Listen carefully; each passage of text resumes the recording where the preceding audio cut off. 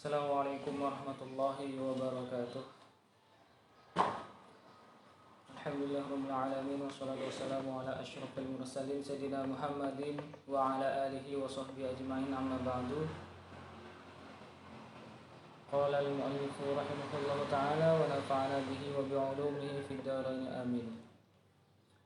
Sahabat-sahabat yang kita saling silaturahmi pada hari ini, insyaallah pada hari ini karena permintaan dari salah satu sahabat, untuk hari ini insyaallah kita belajar bersama, mengkaji bersama kitab yang dikarang oleh Maha Guru Besar Nahdiyin Nahdlatul Ulama, yaitu Kiai Haji Hasyim Asy'ari, yang insyaallah pada hari ini kita sama-sama kaji. Untuk lebih bermanfaat dan barokahnya pengajian pada hari ini, kita awali dengan pembacaan umul kitab yang Fatihahnya kita khususkan kepada Nabi kita Muhammad SAW serta para sahabat, keluarga, dan para tabi'in, serta dikhususkan kepada mu'allif atau pengarang kitab Risalah Ahlussunnah wal Jamaah yang insyaallah kita kaji pada hari ini. Bila haradan Mustafa Muhammad sallallahu alaihi wasallam wa ala alihi wa azwajihi wa dzurriyyatihi wa sahabatihi wa qarabatihi wa tabi'in wa tabi'in. Al-Fatihah.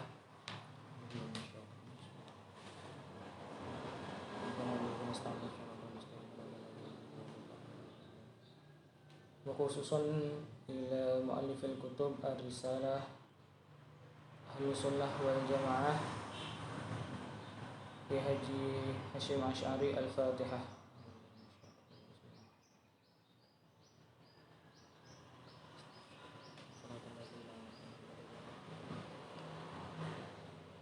Bismillahirrahmanirrahim. Alhamdulillahi syukran ala nawalih, wassalatu wassalamu ala sayyidina Muhammadin wa alih. Dengan menyebut nama Allah yang Maha Pengasih lagi Maha Penyayang. Alhamdulillahi syukran ala nawalih. Segala puji bagi Allah, syukran karena rasa syukur, ala nawalih atas seluruh pemberian atau karunia dari Allah Subhanahu wa taala. Wassalatu wassalamu ala sayyidina Muhammadin wa alih. Dan sholawat serta salam mudah-mudahan tetap tercurah limpahkan kepada sayyidina Muhammad sallallahu alaihi wasallam beserta para keluarganya.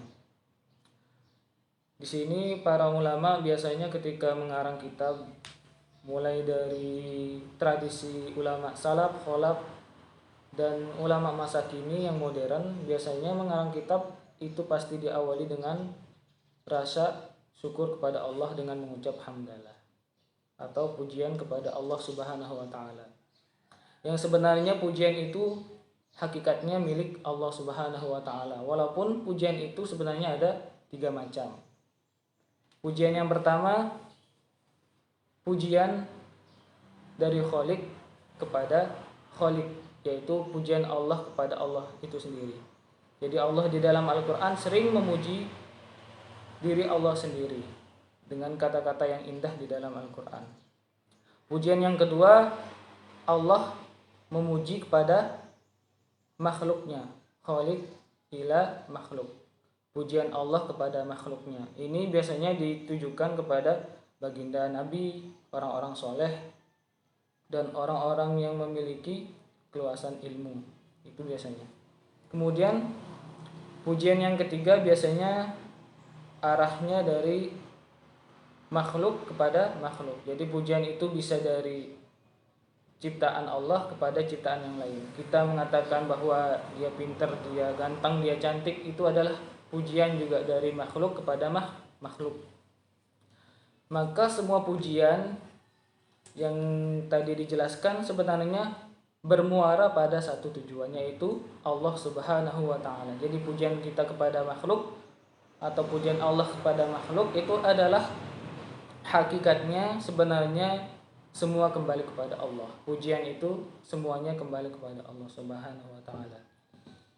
Wa ba'du fahada kitabun awda'tu fihi syai'an min haditsil mauta wa asyratis sa'ah wa syai'an minal kalami ala bayani sunnah wal bid'ah.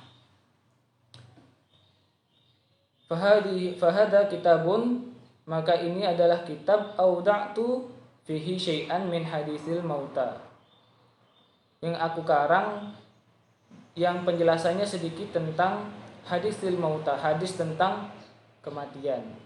Wa asyratis sa'ah, kemudian hadis tentang tanda-tanda hari akhir atau hari kiamat. Wa syai'an minal kalami ala bayani sunnah wal bid'ah. Dan di sini juga di dalam kitab Risalah Ahlus Sunnah wal Jamaah itu isinya adalah kajian tentang penjelasan apa itu sunnah dan apa itu bid'ah. Yang mungkin pada akhir-akhir ini kembali lagi booming tentang sunnah dan bid'ah. Ini sunnah, ini bid'ah dan yang lain-lain. Wa syai'an min ahadisi bil qasdin nasihah.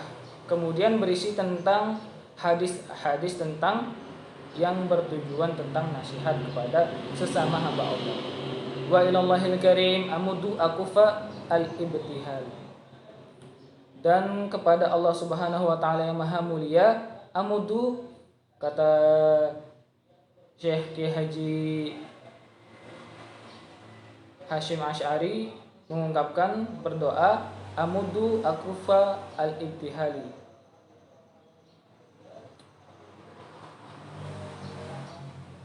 menenggadahkan kedua tangan dengan seraya berdoa dengan sepenuh hati. Doanya ayyam fa'a bihi nafsi wa amsali minal juhal.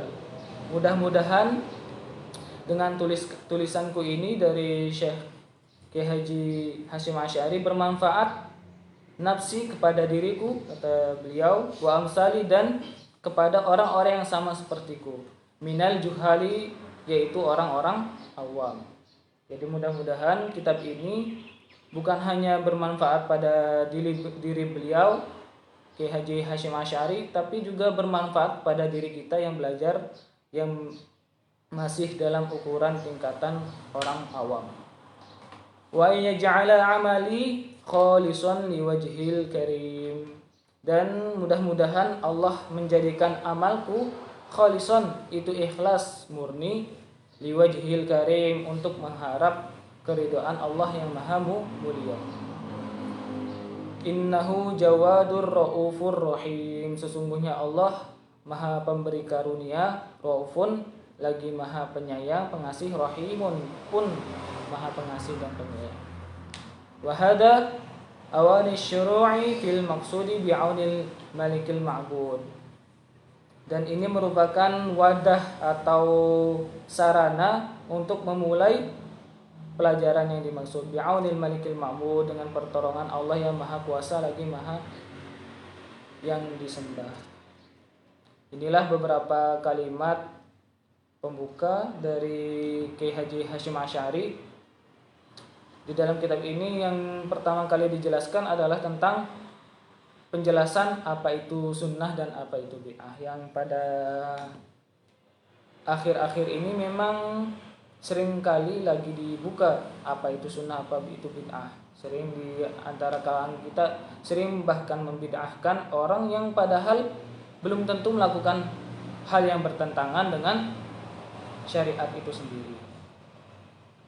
Maka kita kaji apa sih itu sunnah, apa itu bid'ah, apakah perilaku kita sehari-hari sudah sesuai dengan sunnah Nabi atau menyelisihi dari sunnah-sunnah Nabi Muhammad atau melakukan sesuatu yang bid'ah. Tapi kalau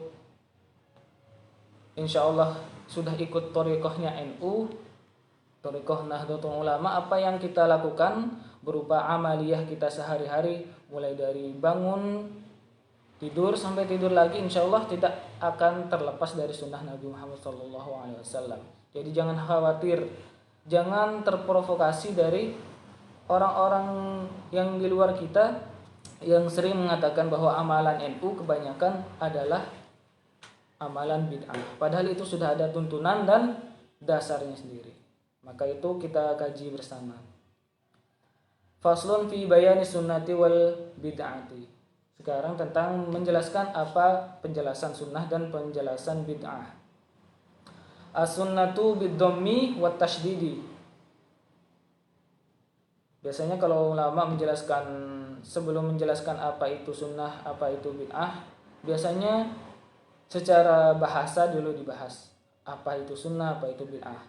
Sunnah itu bid-dhammi dengan domahnya sin. Sin itu kan dibaca sunnah bukan sanah. Wa tasydidi dan ada tasydid di nunnya. Sunnatun.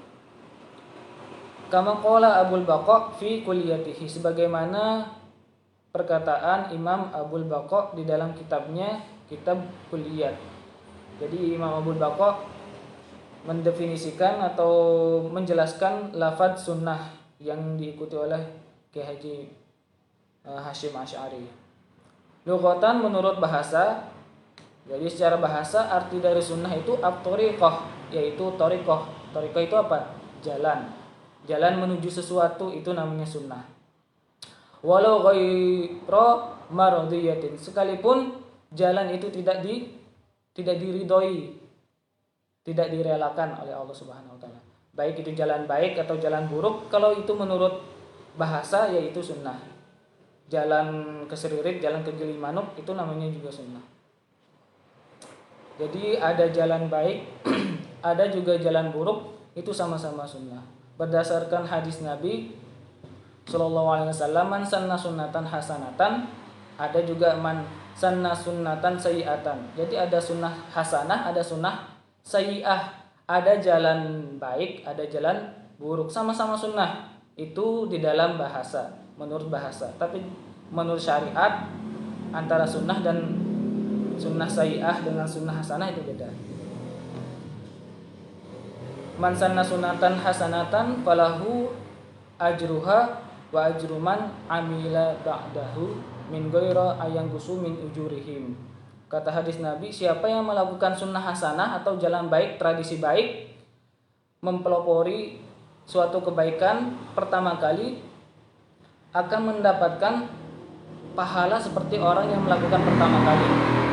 Jadi salah satu dalil dari amal jariyah kebaikan ya ini, man sanna sunnatan hasanatan. Orang yang melakukan tradisi baik kemudian diikuti oleh orang-orang setelahnya, maka pahalanya akan menumpuk nanti di hari akhir, dibagikan kepada orang yang melakukan pertama kali. Umpamanya melakukan kebaikan tiap minggu, mengadakan acara bersih-bersih, Jumat bersih semuanya. Kemudian diikuti oleh orang-orang setelahnya, generasi ini, generasi sampai hari kiamat, pahalanya tidak akan berkurang, malah bertambah terus-menerus. Itu sunnah hasanah.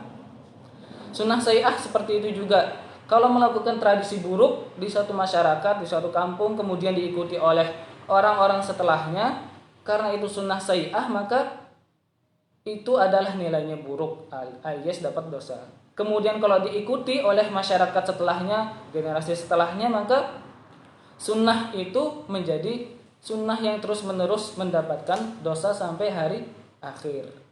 Jadi sunnah menurut bahasa ya at-thariqah, jalan. Bisa jalan buruk, bisa jalan baik. Sedangkan menurut syariat, di sini syariat Islam, wa syar'an ismun li tariqatil mardiyah al-maslukati fi dini salakaha Rasulullah sallallahu alaihi wasallam au ghairuhu mimman huwa alimun fid dini. Kalau sunnah menurut syariat di sini adalah ismun li tariqatil mardiyah, yaitu nama bagi jalan yang diridhoi oleh Allah Subhanahu wa taala, al-maslukati fid din, yang dilalui di dalam agama Islam. Salakaha Rasulullah sallallahu alaihi wasallam, di mana Rasulullah berjalan di atas jalan tersebut. Kalau menyimpang itu sudah keluar dari sunnah namanya. Au ghairuhu mimman huwa alimun fid din, atau selain nabi tapi orang-orang tersebut mengerti tentang agama, yaitu kas-sahabah radhiyallahu anhum, seperti sahabat Nabi sallallahu alaihi wasallam. Jadi kalau kita mengikuti jalan seperti jalannya Nabi, atau bukan jalan Nabi tapi jalan sahabat, itu juga termasuk dari sunnah. Walaupun Nabi tidak pernah melakukan hal yang dilakukan oleh sahabat, karena banyak Nabi tidak melakukan tapi sahabat melakukan. Tapi itu diamini oleh Nabi Muhammad SAW. Makanya kalau orang berpendapat bahwa bid'ah itu adalah setiap hal yang tidak dilakukan Nabi, maka itu sangat salah besar. Karena para sahabat pun melakukan sesuatu, kadang melakukan sesuatu yang tidak pernah dilakukan oleh Nabi Muhammad SAW. Seperti kasusnya Bilal bin Robah. Ketika itu Nabi Muhammad heran, kedengaran suara sandal dari Bilal bin Robah. Nabi penasaran, kok di surga itu saya dulu pas Isra Mi'raj dengar suara sandalnya sahabat Bilal bin Robah. Kemudian Nabi penasaran, nanya langsung kepada Bilal bin Robah, Bilal, saya kemarin dengar telapak sandal kaki kamu di surga. Amalan apa yang kamu lakukan? Katanya Nabi. Nabi penasaran, apa sih yang dilakukan oleh Bilal sehingga menyebabkan telapak sandalnya itu sudah ada di surga duluan. Kata Bilal bin Rabah apa?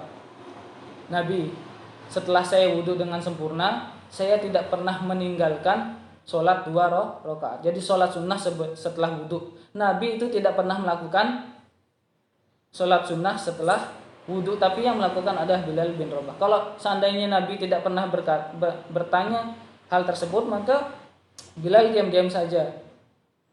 Jadi walaupun Nabi tidak melakukan tapi sahabat melakukan, itu juga adalah perkara sunnah, bukan perkara bid'ah atau yang melakukan salafus soleh.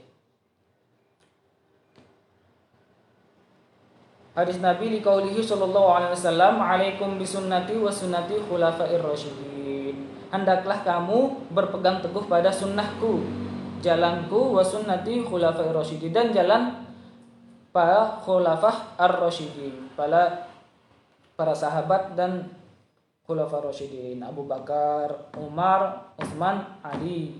Ada yang menambahkan Sayyidina Hasan, dan ada pun yang menambahkan Sayyidina Umar bin Abdul Aziz, karena mirip kepemimpinannya dengan Sayyidina Umar bin Khattab. Wa urfan ma wazaba alaihi muqtadi nabiyan kana awaliyan. Kalau menurut urfnya, menurut tradisi kita, sunnah itu apa? Ma wazaba alaihi muqtadi nabiyan kana awaliyan, yaitu sesuatu yang dilakukan terus-menerus oleh pengikut Nabi atau pengikut para auliaillah.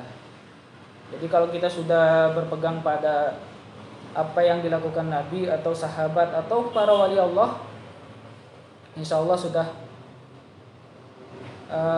berjalan di atas jalan sunnah atau sunnah hasanah.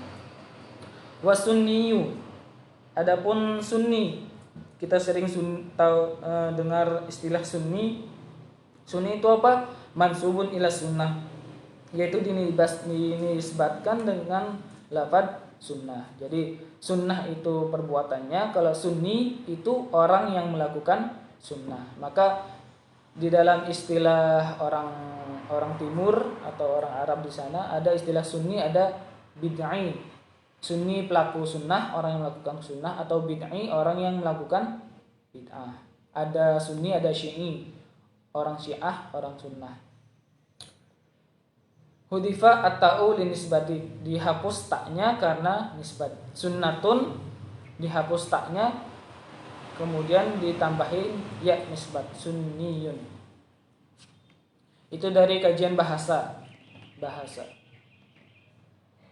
Kalau bid'ah, wal bid'atu kama qala Syekh Az-Zarruq fi 'iddatil murid. Menurut Syekh Az-Zarruq, bid'ah itu apa? Di dalam kitabnya Aidatul Murid, syar'an ihdatsu amrin fid dini yushbihu ayyakuna minhu wa laysa minhu.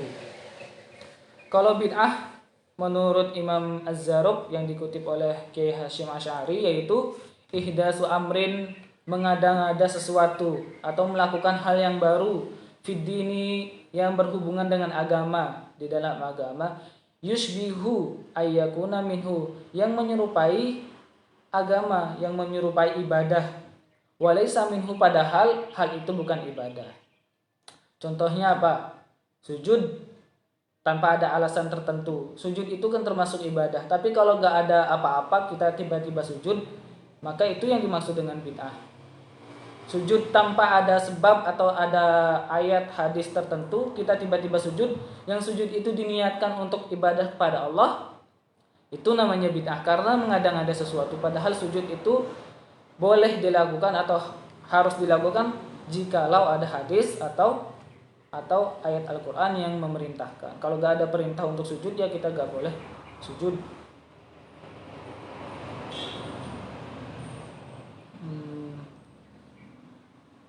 Sawa'un kana bisurah au bil haqiqah. Liqaulihi sallallahu alaihi wasallam, "Man ahdasa fi amrina hada ma laysa minhu fahuwa raddun." Karena ada hadis Nabi Muhammad sallallahu alaihi wasallam, "Man ahdasa fi amrina", barang siapa yang membuat-buat sesuatu, membuat ibadah fi amrina, maksudnya di dalam agama, hada ma laisa minhu fahuwa raddun, padahal itu bukan termasuk dari agama, fahuwa raddun, itu tertolak, tidak ada pahalanya, bahkan mendapatkan dosa. Sujud tanpa ada alasan tertentu, tiba-tiba sujud karena merasa itu adalah ibadah, itu adalah perbuatan yang ditolak oleh Allah Subhanahu wa taala. Wa kullu muhdatsatin, wa qulu sallallahu alaihi wasallam, wa kullu muhdatsatin bid'ah. Ini panjang hadisnya dipotong, wa kullu muhdatsatin bid'ah. Dan tiap-tiap perkara baru bid'atun, yaitu termasuk bid'ah. Wa kullu bid'atin dolalah wa kullu dolalatin finnar, itu sambungannya. Wa qad bayyana al-ulama rahimahullahu taala, dan sungguh telah menjelaskan para ulama rahimahullah, mudah-mudahan Allah selalu memberi rahmat kepada mereka, annal ma'na fil hadisainil madhkuraini, sesungguhnya makna dari dua hadis yang telah disebutkan, raji'un li taghyiril hukmi, itu kembali kepada ketika hukum itu dirubah, bi'tiqadi ma laisa biqurbatin qurbatan, karena berkeyakinan bahwa hal yang bukan ibadah dianggap ibadah. Menganggap sesuatu yang padahal bukan ibadah itu ibadah, yaitu namanya bid'ah. La mutlaqul ihdasi, bukan karena semata-mata perbuatan baru tersebut, tapi karena menganggap hal yang bukan ibadah itu ibadah. Id qad tanawalathu syari'ah bi usuliha fayakunu raji'an ilaiha au bi furu'iha. Karena sesungguhnya syariat itu sudah mencangkup dari dasar-dasar agama. Fayakunu raji'an ilaiha, maka harus semua perbuatan kita raji'an, dikembalikan ilaiha kepada usul syariat, kepada dasar hadis maupun sunnah. Au bi furu'iha, atau dari cabang-cabangnya, yaitu fikih. Fayakunu maqisan 'alaiha, kemudian harus dikiaskan kepada usul dari syariat tersebut. Ya, mungkin itu saja sedikit dari pemaparan kitab Risalah Ahlussunnah wal Jamaah, karena waktu tidak mendukung, sudah mau sholat zuhur. Mudah-mudahan apa yang kita sampaikan, kita kaji pada hari ini bermanfaat. Wallahul muwaffiq ila aqwamit thoriq. Wassalamualaikum warahmatullahi wabarakatuh.